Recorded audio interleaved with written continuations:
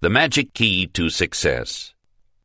This magic key constitutes an irresistible power which all who will may use. It will unlock the door to riches, it will unlock the door to fame, and in many instances, it will unlock the door to physical health. It will unlock the door to education and let you into the storehouse of all your latent ability. It will act as a passkey to any position in life for which you are fitted. Through the aid of this magic key, we have unlocked the secret doors to all of the world's great inventions. Through its magic powers, all of our great geniuses of the past have been developed. Suppose you are a laborer in a menial position and desire a better place in life. The magic key will help you attain it. It will unlock prison doors and turn human derelicts into useful, trustworthy human beings. It will turn failure into success and misery into happiness. You ask, what is this magic key? And I answer with one word: concentration. Concentration, in the sense in which it is here used, means the ability, through fixed habit and practice, to keep your mind on one subject until you have thoroughly familiarized yourself with that subject and mastered it. It means the ability to control your attention and focus it on a given problem until you have solved it.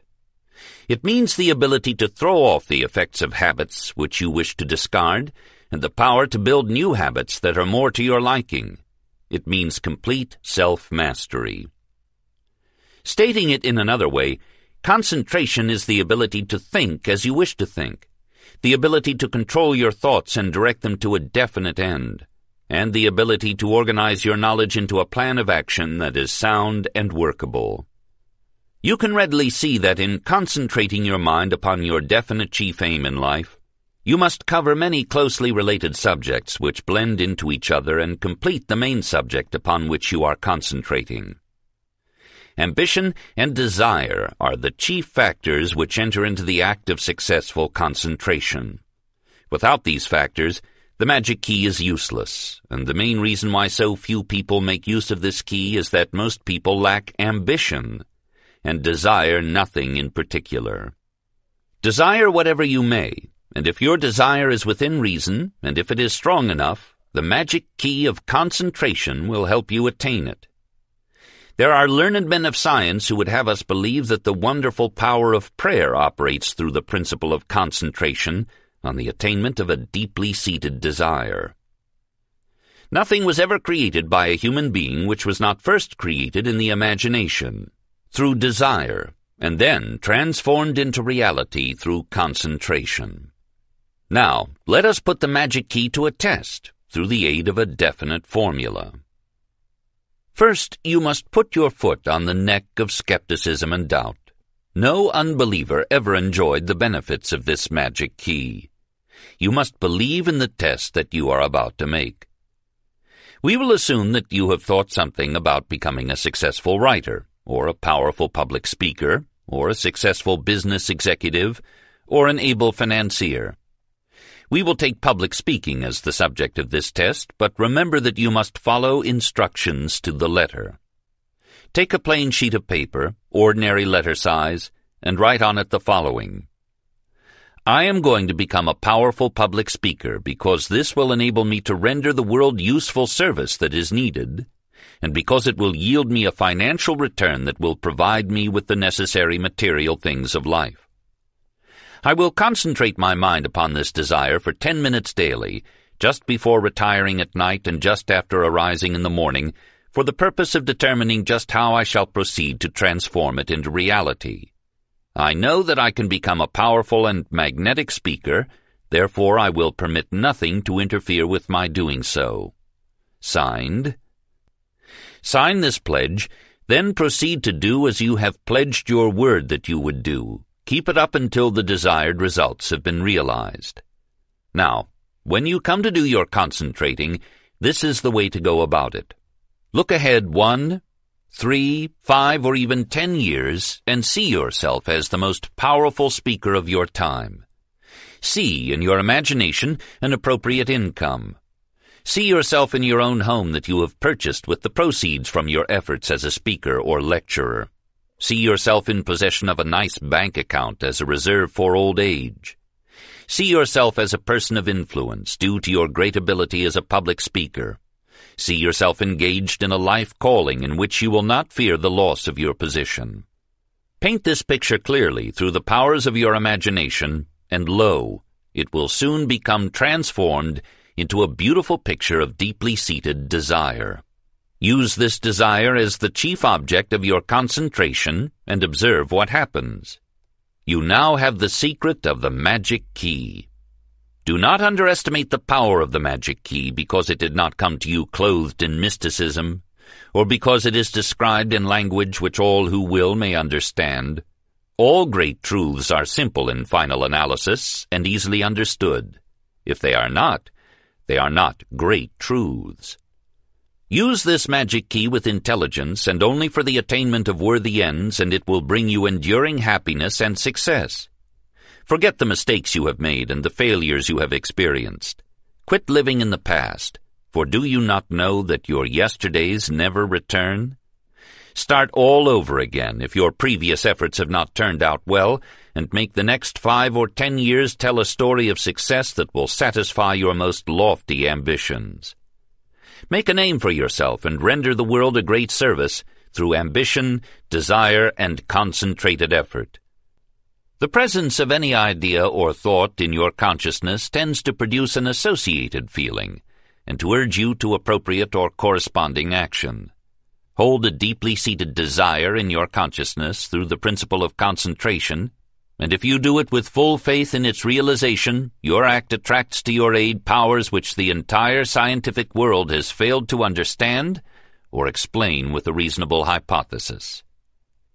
When you become familiar with the powers of concentration, you will then understand the reason for choosing a definite chief aim as the first step in the attainment of enduring success. Concentrate your mind upon the attainment of the object of a deeply seated desire, and very soon you will become a lodestone that attracts, through the aid of forces which no man can explain, the necessary material counterparts of that desire. A statement of fact which paves the way for the description of a principle which constitutes the most important part of this lesson.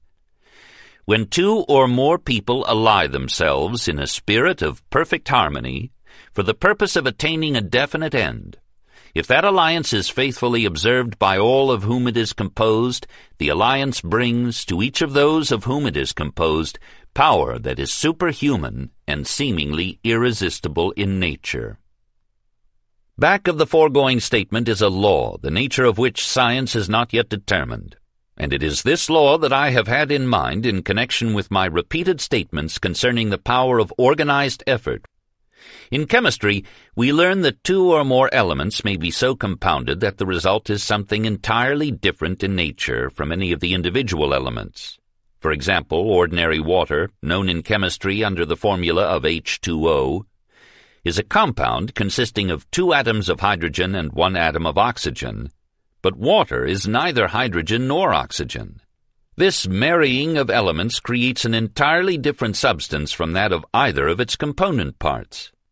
The same law through which this transformation of physical elements takes place may be responsible for the seemingly superhuman powers resulting from the alliance of 2 or more people in a perfect state of harmony and understanding for the attainment of a given end.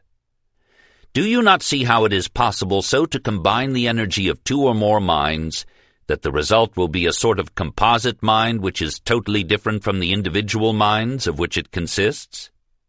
You have undoubtedly noticed the manner in which you are influenced while in the presence of other people.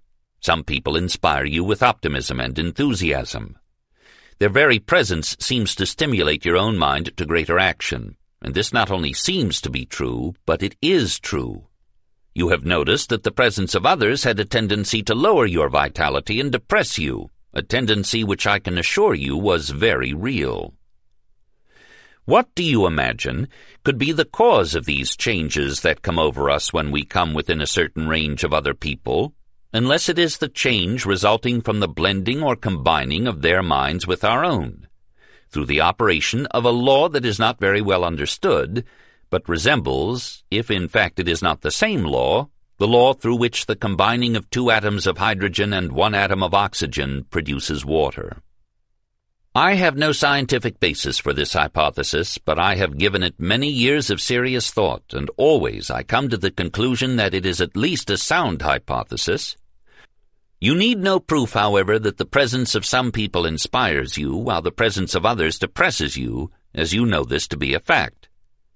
Now it stands to reason that the person who inspires you and arouses your mind to a state of greater activity gives you more power to achieve, while the person whose presence depresses you and lowers your vitality, or causes you to dissipate it in useless, disorganized thought, has just the opposite effect on you. You can understand this much without the aid of a hypothesis and without further proof than that which you have experienced time after time. Come back now to the original statement that, when 2 or more people ally themselves in a spirit of perfect harmony for the purpose of attaining a definite end, if that alliance is faithfully observed by all of whom it is composed, the alliance brings to each of those of whom it is composed power that is superhuman and seemingly irresistible in nature. Study closely the emphasized part of the foregoing statement, in a spirit of perfect harmony, and faithfully observed by all of whom it is composed.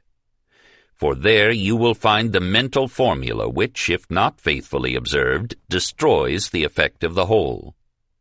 Great achievement will follow the systematic blending of 2 or more minds with a definite object in view. You can do it if you believe you can.